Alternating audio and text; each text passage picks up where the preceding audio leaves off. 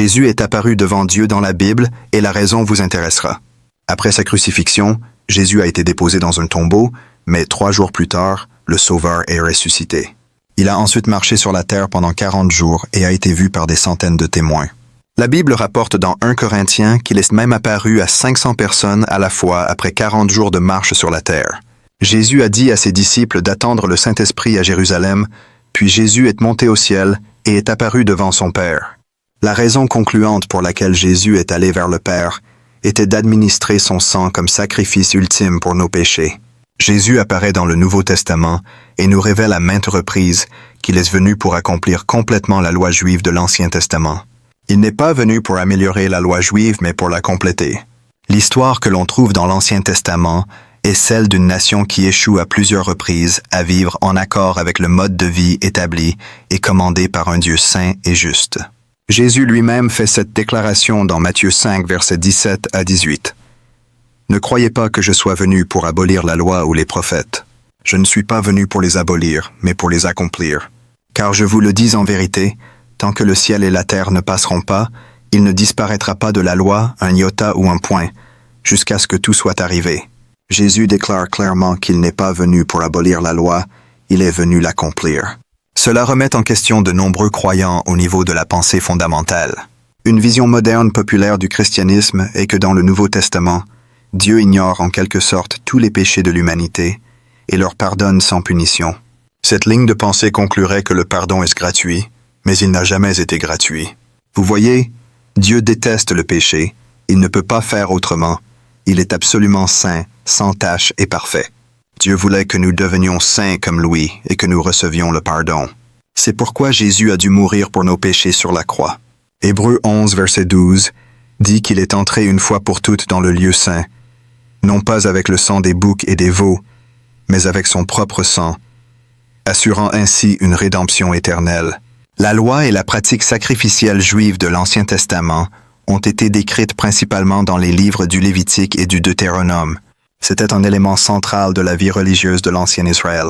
Cela impliquait l'offrande d'animaux, de céréales et d'autres biens à Dieu comme moyen d'expiation des péchés, expression d'action de grâce ou accomplissement d'un vœu. Le système sacrificiel était complexe et détaillé, avec des exigences spécifiques pour différents types d'offrandes. Le grand prêtre jouait un rôle crucial dans ce système, en particulier le jour de l'expiation, lorsqu'il entrait dans le Saint des Saints pour offrir un sacrifice pour expier les péchés de la nation. Le sang de l'animal sacrifié était considéré comme ayant une signification particulière, car il symbolisait la vie et était souvent aspergé sur l'autel en guise de purification et de consécration. Ce système sacrificiel a finalement mis en évidence la nécessité d'un sacrifice parfait pour le péché, ce que les croyants comprennent comme étant accompli en Jésus-Christ. De plus, ce système de loi et de pratiques sacrificielles a joué un rôle crucial pour démontrer la gravité du péché et la mesure dans laquelle il fallait le punir. Par exemple, une personne qui avait péché devait apporter un animal sans défaut au prêtre qui l'égorgeait et aspergeait son sang sur l'autel. Ce rituel était un rappel vivant des terribles conséquences du péché et du coût immense du pardon.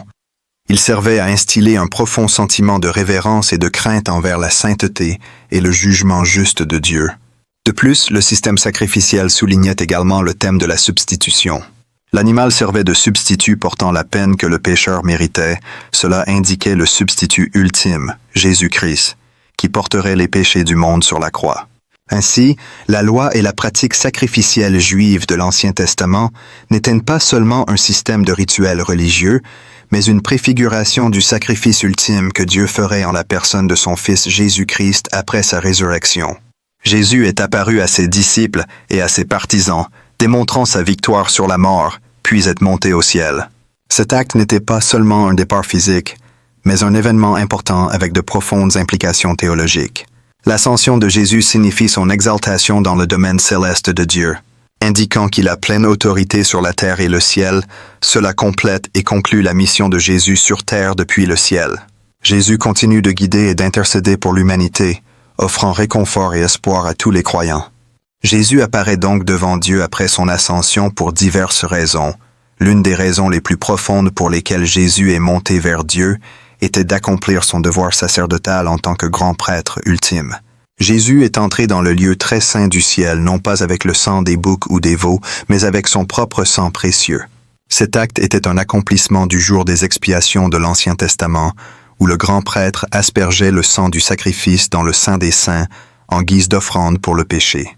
Cependant, le sacrifice de Jésus a ouvert une fois pour toutes la voie pour que nous soyons pardonnés et réconciliés avec Dieu. Son sang n'a pas été aspergé dans un temple fait de mains humaines, mais dans le sanctuaire céleste, satisfaisant véritablement la volonté de Dieu et signifiant l'achèvement de notre rédemption. Après avoir rempli son rôle de grand prêtre ultime, Jésus avait un autre rôle crucial à jouer, l'administrateur d'une nouvelle alliance dans l'Ancien Testament. La relation de Dieu avec son peuple était basée sur des lois et des sacrifices. Mais Jésus est venu établir une nouvelle alliance basée sur la grâce et la foi. Son ascension a marqué le début de cette nouvelle ère où le salut ne se gagne pas par les œuvres, mais se reçoit par la foi en lui. Après son ascension, Jésus a également joué un rôle essentiel en envoyant le Saint-Esprit à ses disciples. Le Saint-Esprit, souvent décrit comme la troisième personne de la Trinité, a été promis par Jésus pour guider, réconforter et donner du pouvoir à ses disciples. Le Saint-Esprit est une personne que nous devons honorer et apprendre à connaître. Il nous aidera à être témoins de l'Évangile et à répandre l'amour du Christ. De plus, Jésus est monté pour prendre la place qui lui revient à la droite du Père. Après avoir accompli sa mission terrestre, il a continué son règne éternel en supervisant toute la création, en plaidant pour nous devant Dieu et en comblant le fossé entre l'humanité et la divinité. Sa pluie n'est pas liée à un emplacement géographique spécifique ou à une période de temps particulière, elle est universelle et éternelle. Son royaume est spirituel et n'est pas limité par des frontières terrestres ou des contraintes humaines. Après avoir accompli la loi de l'Ancien Testament et établi une nouvelle alliance, Jésus monte au ciel pour prendre sa place légitime à la droite du Père. Cette ascension signifie l'achèvement de sa mission terrestre. Jésus intercède maintenant pour nous devant Dieu par son sacrifice. Jésus a non seulement ouvert la voie à la vie éternelle, mais nous a également accordé le don du Saint-Esprit. L'histoire de l'apparition de Jésus devant Dieu dans la Bible est donc celle de la rédemption, du sacrifice et de l'amour. Une histoire qui nous rassure sur l'immense amour de Dieu pour l'humanité et sur son désir que nous soyons réconciliés avec lui.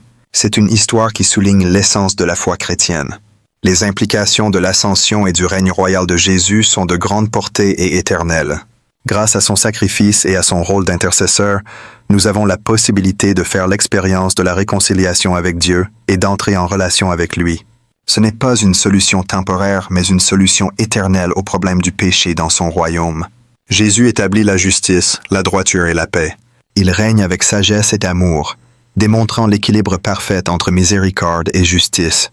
Son règne est un règne d'espoir promettant la fin de la souffrance et de la mort. C'est un royaume où l'amour prévaut et où chaque larme sera essuyée. Vivre d'une manière qui reflète son royaume ne consiste pas à suivre des rituels religieux ou à suivre un ensemble de règles. Il s'agit d'avoir une relation avec Dieu guidée par le Saint-Esprit.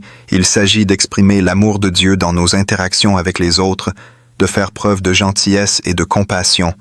Il s'agit de défendre la justice et de défendre ceux qui sont marginalisés et opprimés. Cela signifie également reconnaître nos péchés et nos défauts et rechercher constamment le pardon et les conseils de Dieu. Si cette vidéo vous a aidé de quelque manière que ce soit, assurez-vous de cliquer sur j'aime et de regarder l'une des vidéos qui s'affichent à l'écran en ce moment.